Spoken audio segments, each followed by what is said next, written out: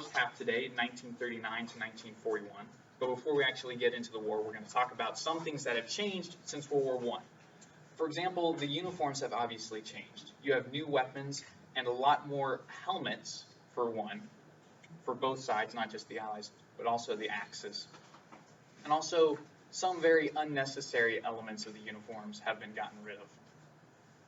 But we also have new weapons. In World War I, this rifle was basically the only thing you would expect a soldier to have. But now you have all these different weapons, which these are just the American weapons, that you would expect them to have until your projector gets shot at.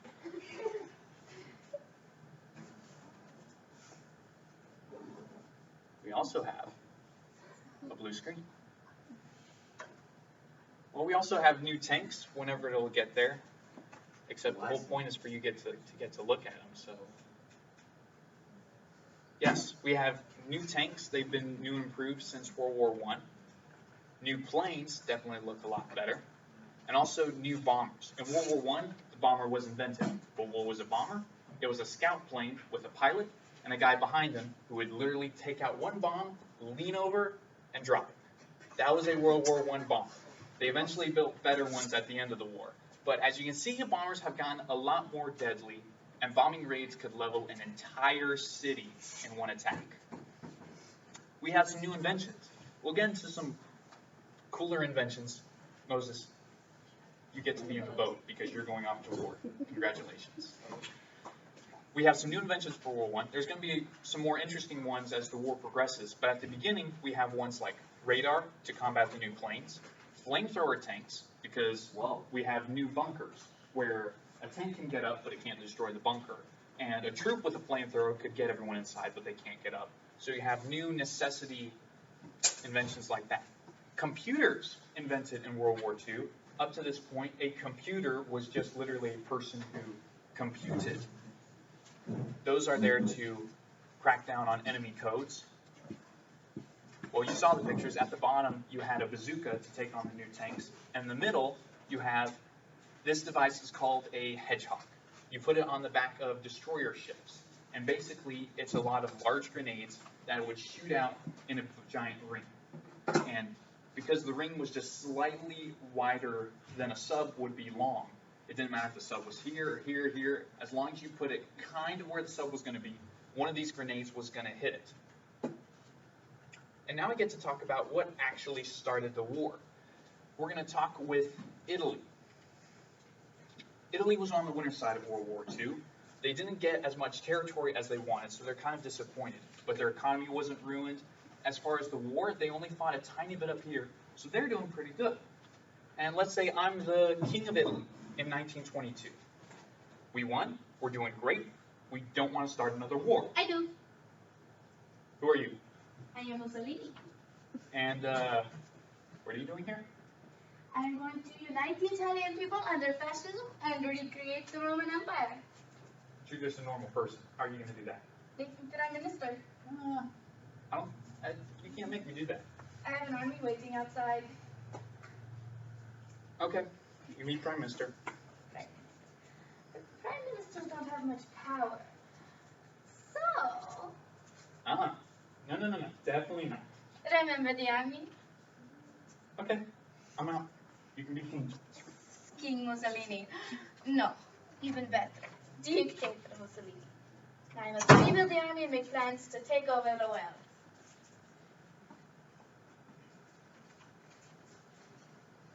Is Mussolini on? Yes. Okay, good. So Europe has dictator number one, Mussolini. But this is all the way back in 1927, only about 10 years after World War II.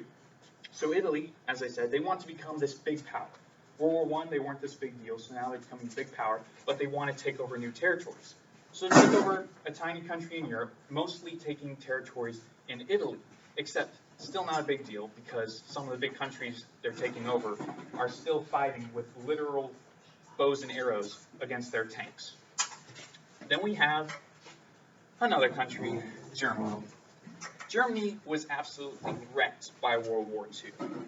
At the Treaty of Versailles, basically all the Allies got together and said, you know what, Germany, we're going to make sure you can never make a war like this again.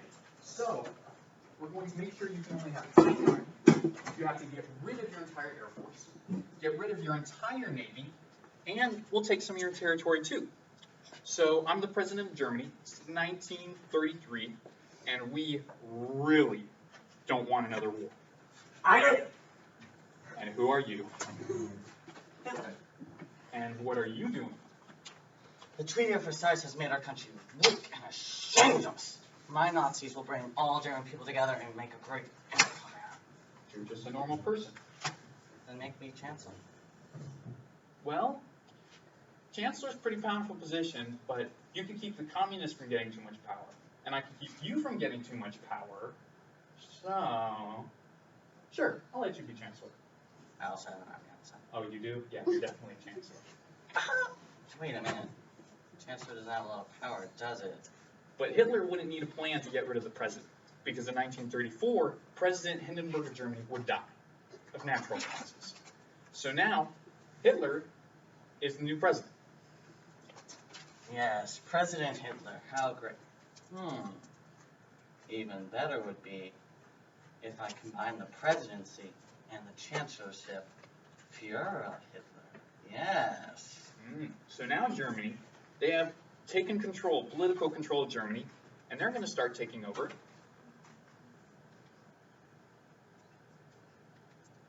They're going to start taking over some new territories. Let's see. Now we need to put troops somewhere. Here! This was a direct violation of the treaty. Part of the treaty was France and Great Britain said, well, you know what? You attacked us through here, so now you have to move all your troops out of there. But when Germany put new troops in, France was like, let's not start a war, so yeah, whatever, we'll let you do that. I built up the army, and now I need a way to get them combat experience without making World War I, which I don't want to do yet. I know. Spain looks like they need help with their civil war. I'll help them with some planes and troops. Germany sent their new air force and their new army to the Spanish Civil War, which was an excuse to get Franco to become the next dictator of Spain. But he was using it as an opportunity to get all his troops and his pilots combat experience before starting a world war. That is going great. You know, Austria has a bunch of German people. I like you. I think I'm going to take you. The Austrians didn't mind. Nobody put up a fight for Germany taking Austria and making it part of their country. Easy. Now I'll demand that the Allies give this land with German-speaking people in it. Because it's obviously mine. You mean the Great Britain and France as the Allies, yes? Yes. So where's Great Britain? Great Britain is here. Oh, yes. And France? France is here. So you were making demands? Yes. I demand that you give me that territory with German-speaking people in it. Wait, isn't that Czechoslovakia's territory? Wait a minute. This meeting is about my territory. Shouldn't I come? Anyway, we'll let you take that territory. Really? Yep. Really? As long as you don't invade the rest of Czechoslovakia. Cross my heart. Okay.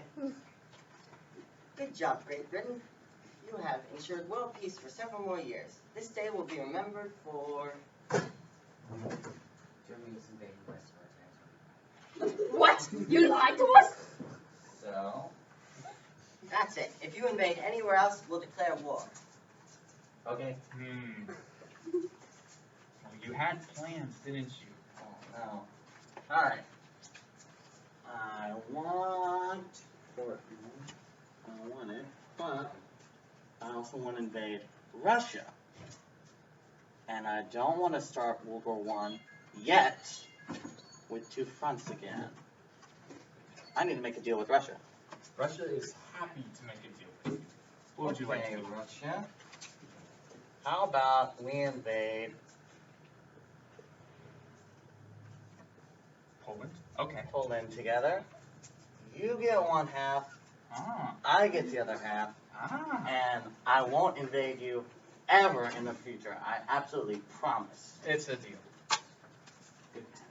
This alliance stunned the Allies because they're like, okay, it's Great Britain and France against Germany and Italy. No big deal. If they invade Poland, we can attack. This is all great. But now there's Russia, which, of course, Russia's not going to fight the Allies. But they sweep in, and they easily take over Poland. And so now it's war. But the Allies, they don't want to fight it on their territory. Germany, don't go away. You have a lot more action coming. I do? So they're going to say, let's try, we don't want to fight here. Let's focus on Norway. I'm like, well, who cares about Norway? Because neutral Sweden here was sending iron to Germany. That's not fine. But the Allies were like, that's how they're going to build more tanks, more planes. We'll try and stop that. So they try and put a lot of mines around the Norwegian waters so they can't send ships there. They find a couple German ships in the area, but they quickly sink those. And now Hitler, he thinks, hang on a second. I see what's going on here. I can't let this happen. So he invades through Denmark, taking it, and then invades Norway. The Allies say, whoa, whoa, whoa, that's a neutral country. And they put in a lot of troops. But because Hitler took the airfields, they quickly drove back the Allied invaders, and with this embarrassing defeat, the Prime Minister of Great Britain resigns. And we have a new Prime Minister, Winston Churchill. But it's not like he's going to be any big deal. So at this point begins what is known as the Phony War. Well, that's not yet. The Phony War. So actually you can't sit down because there isn't any more action. I apologize. Thank you for your service. So, Do you have order troops into Germany? Yes, but they're afraid that the Germans will shoot back at them in a war. We do have a strong defense line, though. How far does your defense line go? Only to the German border. It's not like they'll invade Belgium again. I'd rather be safe than sorry. Yeah, I'll ask if we can send some more troops into Belgium. So now it seems like everyone's gone their separate ways. Germany's gone. They've taken over a lot of territory, maybe Poland. Russia's gone. They've made an alliance, set up their border. They're done. The Allies, it's like, we tried to fight up here, but we're not going to do anything. So France does. They ask Belgium, hey, remember World War I? The Germans came through your territory, kind of wrecked us, so can we put troops into your territory to stop this? And Belgium's like, no way. We weren't going to let the Germans come through, except they did anyway. But we're definitely not going to let you come in through in this war. Except, no surprise to anyone, the Germans invade Belgium. They send troops into the Netherlands and Belgium. French and British send their best armies into Belgium to try and stop the Germans. And everyone's thinking, oh great, another World War I. Isn't this just fine? But the French left a little tiny forest called the Ardennes with very little troops. Because they're like, it's not like Germany can send all their tanks and troops through here. We'll just, instead of putting a lot of troops here, where they're definitely not going to come, let's send them over to the other side. Except, Germany masses a large army and goes straight through the forest, straight to the Channel, encircling the best armies of the French and the British. They squeeze in, taking out France's best armies, almost the British, except for the famous escape at Dunkirk.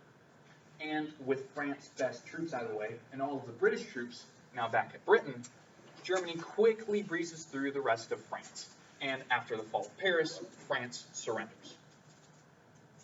So now, Germany's taken over most of Europe. They've got an alliance with Russia, splitting this territory, allies with Italy, and focusing on the south of Europe, they tell practically every country in southern Europe, become an ally, or we're going to invade.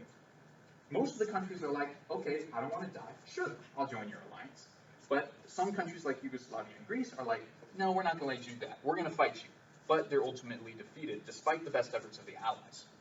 So it seems like Germany is fighting just Great Britain. After defeating all these countries, what Germany couldn't do in World War I, Hitler did in 1 year. 1 year. It's astounding. And if you look at all the different countries, like there was France, Belgium, the Netherlands, Denmark, Norway, Czechoslovakia, Poland, Great Britain, all these countries together, you're thinking they could have easily defeated Germany. And they would have. And not to mention, Russia's going to join the fight later. If all these countries had been on the same side at the start, Germany would never have a chance. But they smartly bluffed their way to take out one country at a time until they had all of Europe. Eventually it was too much and they would, as we all know, be defeated in World War II. But they focus on Great Britain. And first they just try and do it with mind games, thinking, okay, first we'll just take out France. And when Great Britain knows they're all alone, they'll just surrender. Okay? No big deal. Except they don't. Largely thanks to Winston Churchill, Great Britain is adamant that they will never surrender. This frustrates Britain, Germany, so now they're thinking, we have to get rid of Great Britain, so let's do an invasion. We'll invade Great Britain and take them out. But before we can do an invasion, we have to make sure we control the skies. If we don't, Britain's planes will just come in, shoot up all our transports, and we can't land anybody. So then commences an era known as the Blitz. Germany sends hundreds of bombers into Britain to take out the Royal Air Force bases and to try and make sure that they have no bases to fly from, no factories to build new planes, they'll eventually be wiped out. Britain's bravely putting up fighters to try and stop this, but it's not enough. So Winston Churchill says, all right, the Germans need to taste their own mess. Let's send a raid to Berlin. Does practically nothing except infuriate Hitler, because he had promised the world, nobody is going to bomb Berlin. You see all the defenses we've got? There's no way anyone's going to get through, except they did. So now he's so mad, he sends all his bombers to London. This is one of Hitler's many mistakes that you could say cost him the war. If he had continued sending his bombers on the Air Force bases, he would have wiped out the Air Force base, had control of the skies, and he could have invaded Great Britain. With Great Britain out of the war, he could have defeated Russia. With Russia out of the war, the U.S. is still just a neutral country, and Hitler could have taken over pretty much everything. Fortunately, he didn't. The Royal Air Force has time to build up their bases, build up their planes, and in an epic climax known as the Battle of Britain, which was a 4-day battle when Germany sent their biggest raid of bombers, hundreds of bombers, on London, the Air Force, Royal Air Force, mustered all the planes they had, defeated the Germans, and after that, it was very clear that the skies over Great Britain were the British.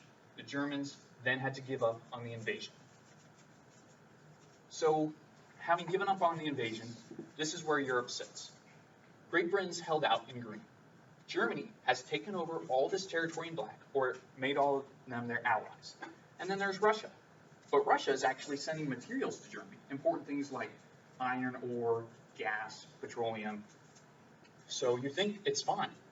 But Germany says it's not enough. So he has Operation Barbarossa, where the Germans sneak up to the Russian border and invade in early 1941. So this was Europe, early 1941. And then we have, at the end of 41, Hitler's Germany is this black. The territories Germany's taken over, dark gray, and their allies or stuff their allies have taken is in the lighter gray. And of course, this is what they managed to defeat from Russia. And this is as far as they could get. So in just 2 years, Hitler's taken all of this territory, which is very impressive. And of course, this is where Europe is going to sit until next week. Of course, I say 1941 is where we're going to end. We're like, wait a second, didn't something else very important happen in 1941? It did with the Japanese, but we're going to have to backtrack. Everyone knows 1941, we get bombed by Japan, we have this big Cold War, but why? Why did the Japanese care? Well, right after World War I, actually before World War I, Japan had this rivalry with China. They invade, taking Korea, and while Hitler is coming to power in 1933, Japan is invading China. And so they've taken all this red is Japan in 1933. So you could say Japan started World War II before Hitler was even a threat. With France falling, Japan comes in and takes French territories and then invades China again. And of course, then we have the climactic battle of December 7th. But why do they care? Japan's trying to build a huge empire in the Pacific. China doesn't have a navy. They actually already defeated Russia in a previous war, so Russia's not going to fight with them. Britain had a huge navy, but in some key sneak attacks, Japan took them out, and America is the only major fleet left in the Pacific. So Japan's thinking, we defeat Russia before, no problem. We're defeating China, no problem. The British are no longer a problem. The only people we have to worry about is America. So, on December 7th, 1941, that's the wrong slide.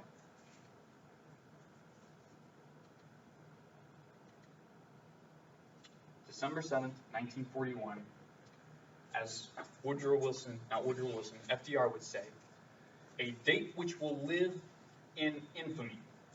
The United States of America was suddenly and deliberately attacked by naval and air forces of the Empire of Japan. The United States was at peace with this great nation, and he would go on to state in his speech to Congress, we were in the middle of peace talks with Japanese ambassadors. When Japanese planes are bombing our ships, a Japanese ambassador is sitting in Washington saying, yes, let's make peace, we'll be friends. What was so important about this was Japan didn't send a declaration of war. They didn't say, hey, we're enemies, so watch out because we are going to attack you. They were pretending to be friends, and all of a sudden, bam, invaded. So now Japan, not only do they attack Hawaii, which is over here, but they also do several coordinated attacks on other American territories. Wake Island, Midway, not Midway yet, but several other islands, and also taking the Philippines, which was a huge American base. But that's where we're going to have to end for now.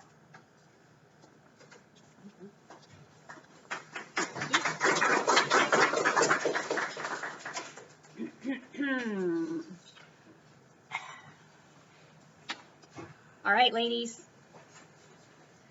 Welcome to the factory. It's your first day. I know you're feeling overwhelmed. I know you're scared. The men have gone off to war, and they've left their jobs behind. Half of you have never had a job in your life. Some of you have never worn a pair of pants in your life. You feel inept. Over this next week, over the next months, you're going to feel unqualified. You're going to feel stupid. This is complicated work. We're building planes. We're building the planes that our boys, our husbands, our fathers, our sons, our brothers are going to be flying. A year ago, the factory wouldn't have hired any of us. They thought we couldn't handle it. Women can't learn all this complicated stuff. Well, I'm here to tell you that over these next few weeks, you are going to prove them and even yourself a little bit wrong. You are going to show that you are stronger than you think. You're going to show that you are smarter than you knew you could be. And you're going to show that you are capable enough to help America win this war. I know things are going to be tough. They've already started rationing. We used to get our tires from Japan, so they're already starting rationing tires. They're going to ration gas. They're going to ration food. The main food's got to go to the guys. They're fighting. So some of us are going to be a little bit hungry. Some of us could use eating a little bit less. But the good news is, even though most of our makeup's going to be rationed as well, this is not. Ladies, red lipstick is not going to get rationed from now until the duration of the war. We are on the home front, and we are fighting too. You may have heard Mussolini and Hitler have condemned makeup, and Hitler particularly really hates red lipstick. So I don't know about you, but I'm wearing red lipstick every day until this war is over. And if he sees a picture of me, he can be disgusted, and I don't care. It's patriotic. It's part of the color of the American flag. In fact, they're making special red lipstick for the girls in uniform, the wax and the waves and the wasps, so that it matches the little ridges on their uniform, and we look good while we're fighting, and we look good while we're building. So, gear up, get ready, let's win this war. Okay. Men, ladies, it's 1941, and as you know, this war is going to last until 1945. It's a long time. This decade is one of great purpose, great unity, and eventually great victory. I know you don't have your worksheets. That's okay. Don't worry about it. During this time,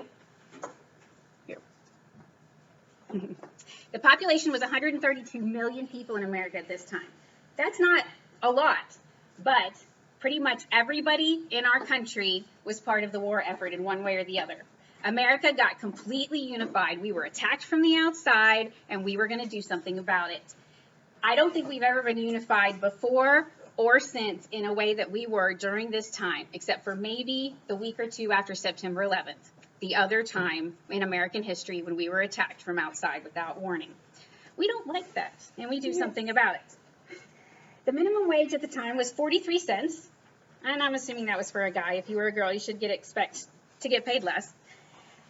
Only 55% of homes at this point had indoor plumbing.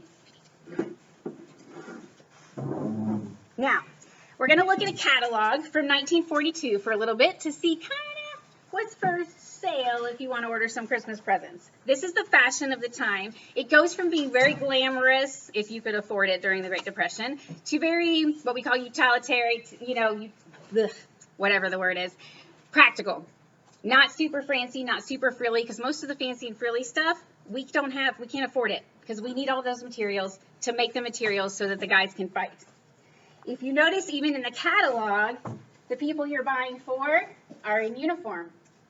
So it starts to invade, in a sense, everything from advertising to, you could buy a recliner for $26.95, and it's really gaudy. And if you notice, the guy sitting in it, he's still wearing his suit with his lounge jacket. People dressed up a lot back then. If you wanted to buy toys, you'll see the Lincoln Log type stuff. You'll see those little things that you connect with the round things. Some of them we still have today. Look at the telephone. Not quite the same, little rotary kind.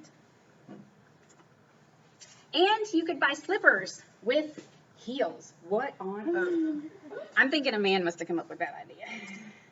Okay, FDR, as you heard, made his big announcement that declared war, and he didn't stop there. This was a nation that was scared.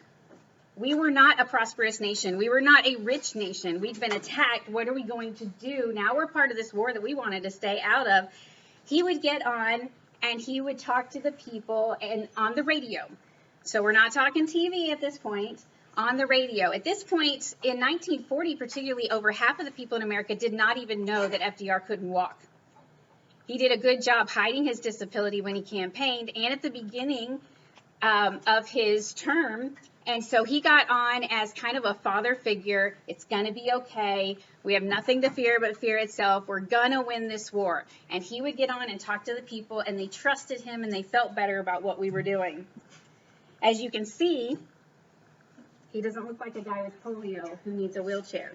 It was very well, carefully crafted. He wasn't the only one who did specialized pictures like this. Woodrow Wilson had a stroke, and his left side didn't work at the end of his term, but he was concerned that there'd be a national panic, and it would ruin the stock market, which we know what happens when the stock market crashes. So they would carefully do pictures of him standing at a certain side or in a certain way, and his wife would field all of the information and see what needed to go to him and what needed to go to somewhere else. So she kind of became sort of like the president.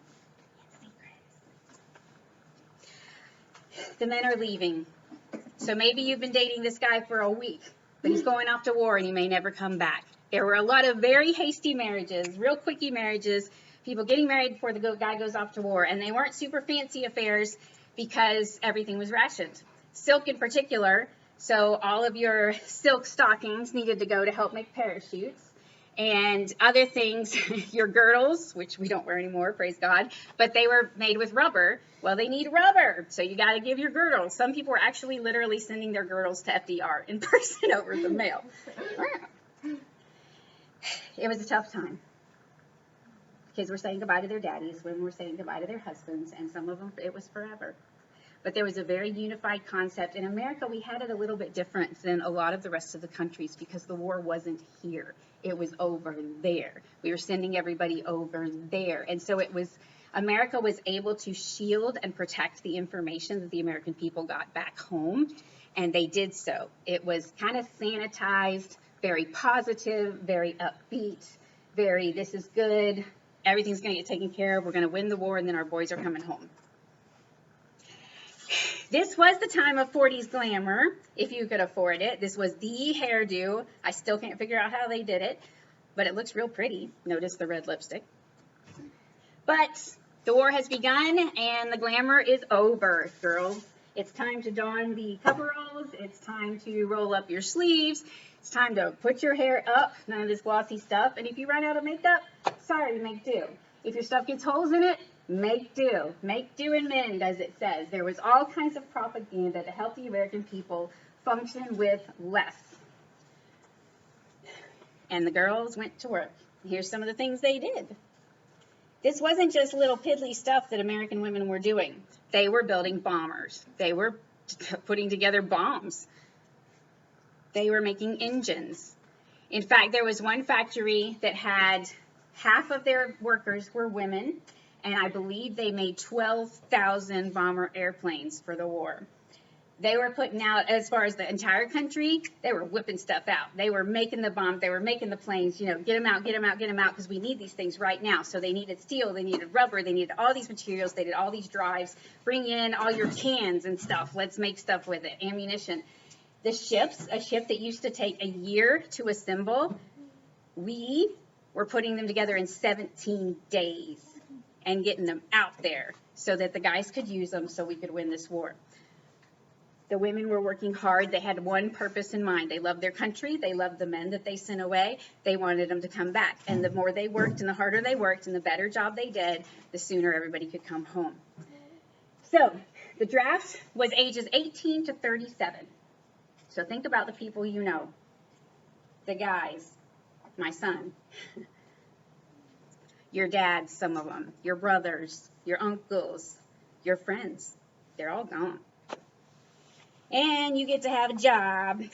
And the workforce, as you can see by the middle, there were 25 to 36% women in the workforce. That was unprecedented. That doesn't sound like a big deal now, but at the time, that was huge.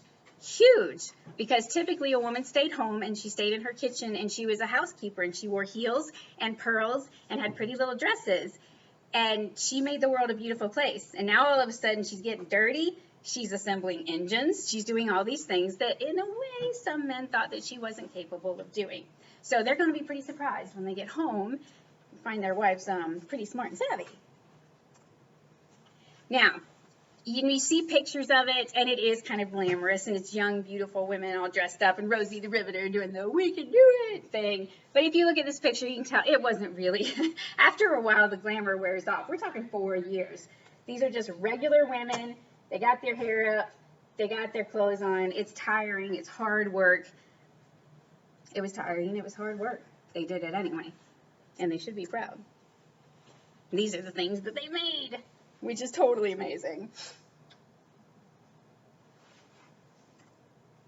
All right, rationing on the home front in America. So supplies were needed for the war effort, and the whole of the country knew this. Remember, FDR is getting on and he's talking to everybody, so everybody's getting the same news in general.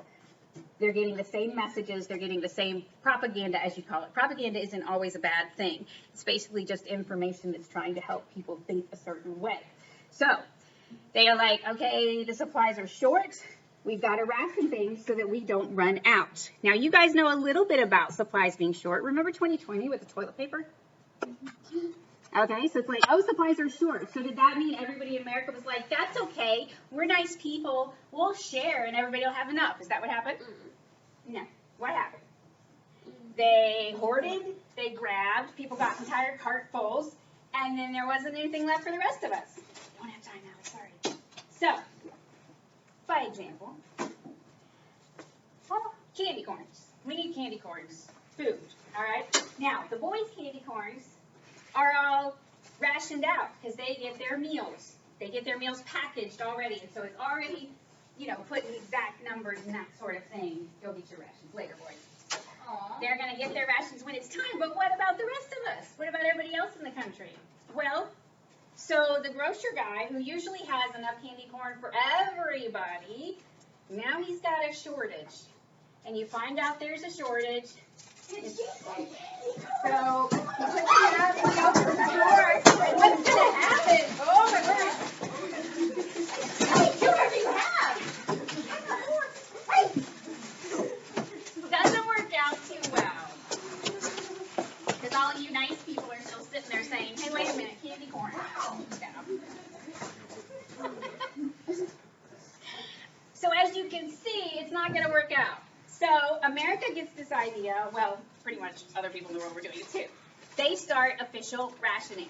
Now, all of you have a little ration coupon with your name on it. Most of you do. And the ration coupon lets you know how many things you can have. Yours doesn't. You're going to get 3 candy corns. Not the ones off the floor. So, since you have a ration card, you know you're going to get as much as you need. You don't really need any candy corns, but that's okay. Things were rationed like meat, butter, eggs, important stuff, because a lot of that went to our guys because they needed to be strong to be able to, fight. So, if you have a ration card, first row, you may come. So they come to the grocery store, and they have a ration book, actually. There's a little book with a bunch of little cards in it, stickers. Watch out for the plugs. And they come to the grocery store. Oh, good morning, ma'am. Do you have your ration card today? Okay, you can have 3. So she gets her ration, and she goes home. She does not get any more than her ration. And if she eats all the things in her ration, then she can just be hungry till the next time she gets ration cards. In fact, one of the rations was 1 12-ounce thing of candy. You may get your 3. You can get your 3. You can get your 3. Yeah, you do it somewhere. Come on up.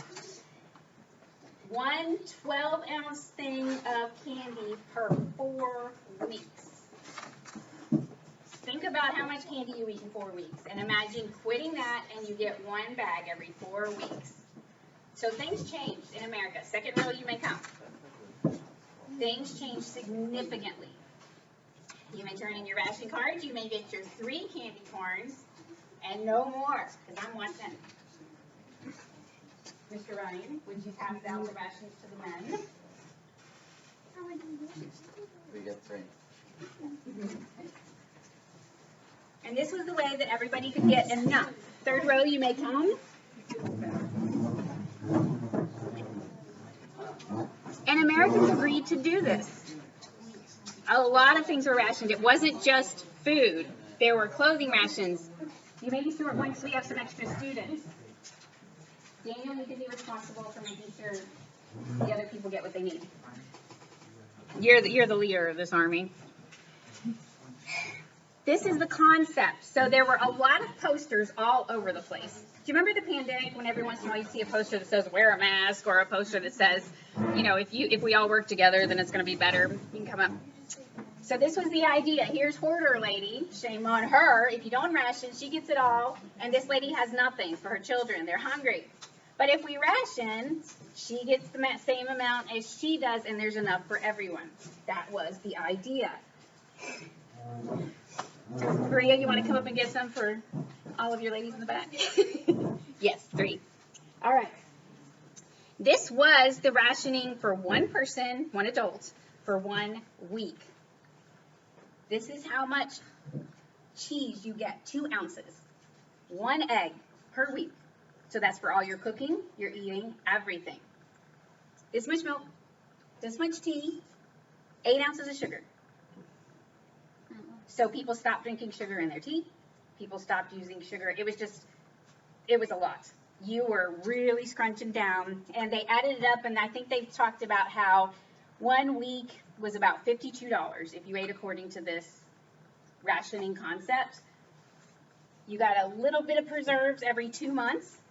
You might get a little bit of meat every 4 weeks. Or maybe it just kind of depends on what's available. So people, they didn't suffer in the sense of, oh, I'm going hungry and I'm going to starve. But they did have to cut back. They did have to do less than they'd like to, and they did it. And they did it on purpose to help the war effort so that we can win this war. I can't see America doing it today. We're not that unselfish. They saved way more than just food. Here's one that's talking about save your waste fat. So when you cook your little 1 egg for each of you for the week, and you've got that extra fat stuff, save it. When you cook meat, you got extra fat, save it, save it, save it, save it, and you take it and turn it in, and they use it to make explosives. It's pretty cool. So when next time you see a World War II movie and something blows up, you're like, fat, yeah. My bacon grease did that. I want to show you a bunch of the posters from World War II. They are just fascinating. This is one inspiring women to work. Women to work. Women to work. Do the job he left behind. Scary ones. That basically, I mean, this is the swastika hanging over, shadowing over your children. So buy war bonds, and that will help us win the war easier, sooner. This one just gives me the creeps, and it's not even wartime. Good work, sister. We never figured you could do a man-sized job. Now you know. This one was fascinating. I never knew they had, I knew about the victory farms. Like they would tell individual people, plant your own garden because then you can eat whatever you plant. And, you know, so you'll have more food. But this was actual farming, the Women's Land Army. They would go and collectively farm. So you could volunteer to be a WAC or a WASP, and you can look those up when you get home what those mean, the Women's Auxiliary, if you wanted to be on the plains or if you wanted to do some other things. But this was one way you could go and volunteer and fight without using guns. Do with less so they'll have enough. Food is a weapon. And this is a lot. This is propaganda. That's what propaganda is. But it was propaganda helping America work together so we can win. Save your waste fats again. Help put the lid on Hitler. Save your old metal and paper. It's pretty funny that Hitler's the one laughing about that. Bits of careless talk. This is like loose lips stink ships. I don't know if you've ever heard that. That was a big phrase during there. Don't talk about stuff. So when you get letters from your brothers and fathers, they weren't going to tell you where they were. They weren't going to tell you what ship they were on. They weren't going to tell you where they were going. Because if you talk too much, somebody might be a spy. They might send a message over there, and you've destroyed a whole ship. Victory garden. Plant stuff so you can eat it. Loose talk costs lives. Dig for victory. I love this one. Cauliflower is going to win the war. Okay, yeah, sure. Another volunteer for the WWII, the Women's Army Corps. They did not send women out to fight, but they did have the Women's Army Corps. They did have several groups, except the nurses would go out on the front, but most everybody stayed here doing things. Women taught guys how to fly. That was pretty cool. You can read about that in some of the books. Become a nurse. The country needs you. Thank you very much, Tessa. Build more B-29s. We're working on it. All kinds of things. Just keep going. Stick it out. Save your cans. We'll make ammunition. I like that. So next time you look at your trash to see how much of it's like, man, we could be using this. Rubber. And this one. I don't know if you know, but gasoline was rationed as well. And by the worst of it, you got 2 gallons a week. That's about 30 miles. How many of you all live 30 miles away at least from here? So you're all stuck. You can't go home until next week. Yay. All right. Keep on firing. Keep going. Stick it out. And it's interesting. If you notice the tune and the mood for this, it's very positive and upbeat. There's a movie I'm going to send your parents a link to a movie called This Is the Army. And it's basically like a big pep talk. It's a little bit of plot and a lot of like songs and stage stuff. There's the main actor in it is this young guy named Ronald Reagan. And it basically is trying to cheer everybody up and keep everybody going. And they sing songs like, "This is the Army, Mr. Jones. No private rooms or telephones. You had your breakfast in bed before, but you won't have it there anymore." So just lots of fun, upbeat songs, whereas in Britain it was more stiff upper lip, keep calm and move on. But as you saw, Britain was getting bombed. It wasn't quite so cheerful. There was a lot of music. The Andrews Sisters, they were a trio that sang through the entire war. Really cool harmony. Swing dancing became a big deal. I wish I could tell you more about it, but we're running out of time. Some things that happened during this decade, or at least during this time. In 1940, things were switched to the 40-hour work week. Now, you know, from the 30s and 20s and 10s, that's a big, big deal. People aren't having to work 12 to 18-hour days. That's good. FDR gets his 3rd term in office. He is the only president to have ever done that, because we have a rule about it now. But that was a big deal. People voted for him. They wanted him to be there. We got Thanksgiving Day in a war. That's pretty cool. Being thankful, and it was specifically thankful to God. Not just thankful, but thankful to God. 1942, t-shirts were invented. And duct tape. Yay! So who knows how many of those planes got fixed with that. In 1943, the Pentagon was built. And in 1944, ballpoint pens were invented. The CIA was formed, which Dana may talk about some more next week. Sunscreen, not sure why, who was going to the beach. And FDR was the only president who got elected for a 4th straight term. 1945, FDR died while in office.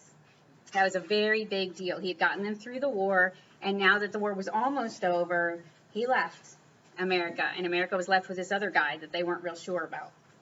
And the first computer, check that baby out.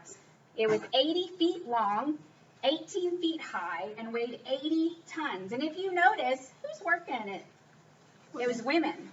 The term computer was actually a human term first, as in compute, as in put numbers together and figure out the answers. And a lot of the computers were women. You probably know the story about that from NASA and the computers that made the calculations that helped with the space program. But computer programming as well, women were very instrumental in that. Some famous faces: Bob Hope, Frank Sinatra, he was the swoony guy of the time. JFK, he was on a PT boat. He got injured, actually, and that's one of the reasons he had a bad back. Jimmy Stewart, who is one of the options on your worksheet to write about, he was a bomber, and his story is just extremely interesting. You should look that up. Now, this is not an American, but you may recognize her, Queen Elizabeth, who just died. Women, she was actually in World War II, volunteered, so that just tells you this isn't huge ancient history. She got married during World War II, and women all over the country, not our country, sent in their ration coupons so that she could have this gorgeous silk dress for her wedding, which is pretty cool. That is so sweet. Okay, the good. The slinky got invented. Yay, that's something fun. The bad. 120,000 Japanese Americans were taken from their homes, put on trains, and taken to a place with a bunch of barbed wire. Now, when you hear about being taken from your home, putting on a train, and going to a place with barbed wire, that makes me think of Germany, or Russia, or Siberia. It did happen here as well. We didn't exterminate them, but I imagine that was pretty traumatic. They were worried because the Japanese people had attacked us, and they didn't know who were spies and who weren't. Whether you think that is an okay and understandable thing, or whether you think it is good, maybe something that you might write about in your worksheet. We got letters from the Homefront.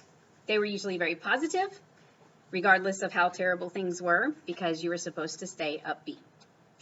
However, everybody was in fear of the telegram. If the telegraph guy showed up at your door, you didn't want to see him, because it was almost for sure going to be a telegram that told you the person that you loved was missing, wounded, or dead. The women would hang up stars in their window.